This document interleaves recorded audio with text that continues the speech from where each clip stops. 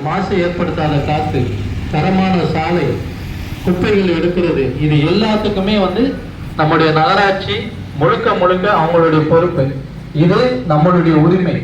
இது போல எந்த தவறு நடந்தாலும் நிச்சயமாக அதை நம்ம தட்டி கேட்கணும். அது நம்மளுடைய உரிமை. நம்ம மார்க்கமும் அதை தான் நமக்கு கற்று தந்திருக்கு.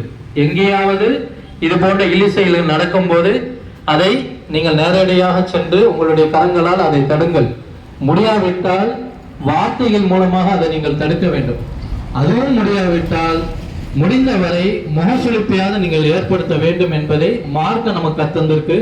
அதனால நம்முடைய உரிமைகளை நம்ம என்றென்றும் பெற வேண்டும் என்கின்ற இந்த போதனைகளை உங்களுக்கு நான் நம்முடைய கடமைகளாக எடுத்து இனி நம்ம செயல்படுவோம் அப்படிங்கிறத மனசில் வச்சுட்டு, நம்ம செய்த பணிகள் இன்னும் ஏராளமாக உள்ளது. நேரத்தின் அருமை கருதி சுருக்கமாக பட்டியலிட்டு இருக்கணும். இன்ஷா அல்லாஹ் இனி வரக்கூடிய காலங்களிலும் மிக தீவிரமாக நம்மளுடைய செயல்பாடுகள் தொடர்ந்து கொண்டே இருக்கும்.